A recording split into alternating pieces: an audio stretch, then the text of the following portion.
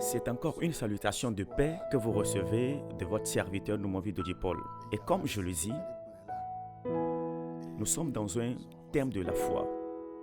Et depuis un temps, le responsable du camp de prière Jésus est la solution à Sion est celui qui nous nourrit. Il est cet homme de Dieu que vous voyez, que vous écoutez. Nous sommes basés à Sion, dans le district de Notchen, spécialement au Togo. Dans le camp chez nous, tout ce qui est maladie, stérilité, célibat, chômage, dépression mentale, les aveugles, les sourds, les paralytiques, par la grâce de Dieu et par nos messages et prières, obtiennent guérison.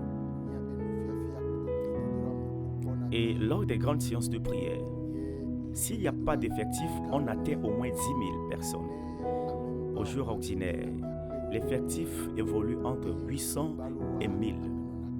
Nous recevons les gens de par le monde entier qui viennent sans rien payer.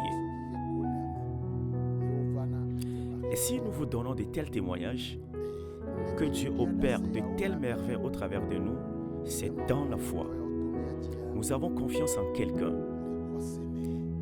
Isaïe a dit quelque chose qui m'a touché. Et j'ai dit non. Nous allons le partager. Dans le livre d'Isaïe, le chapitre 8,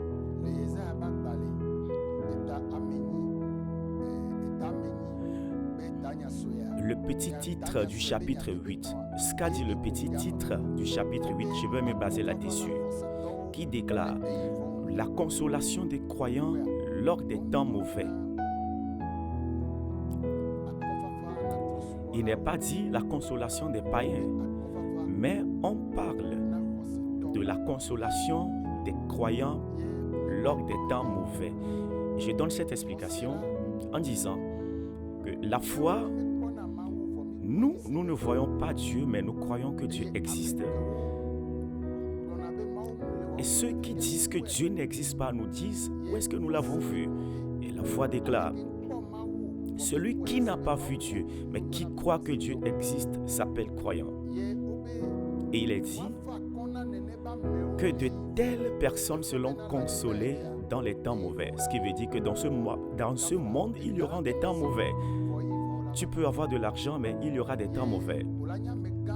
Tu peux être une autorité entourée des soldats, mais viendront les temps mauvais. De même, dans toute famille, vous aurez des parcelles de terrain, des véhicules, un beau homme, une belle femme, des enfants, mais des temps mauvais viendront.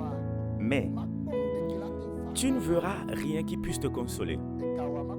Ton argent ne peut plus te consoler, cette belle femme ne peut plus te consoler, et ton enfant ne peut plus te consoler. Et de même, la position que tu as, le diplôme que tu as, ce que tu es ne peuvent jamais te consoler. Les armes de guerre que vous avez ne peuvent jamais vous consoler.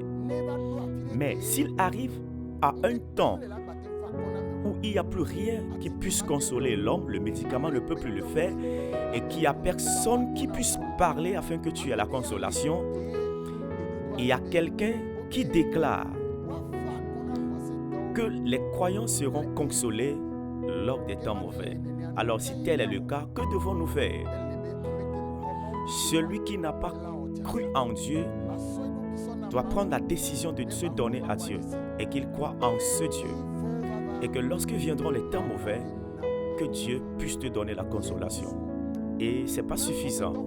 Pour les croyants anciens, ayez donc une foi que pendant les temps mauvais, nous avons un consolateur.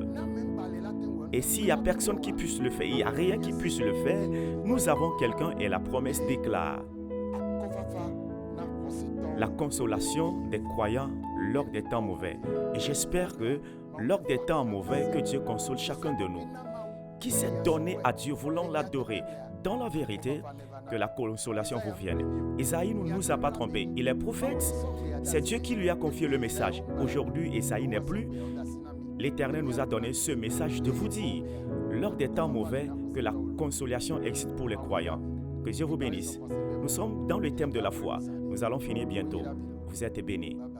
Au revoir.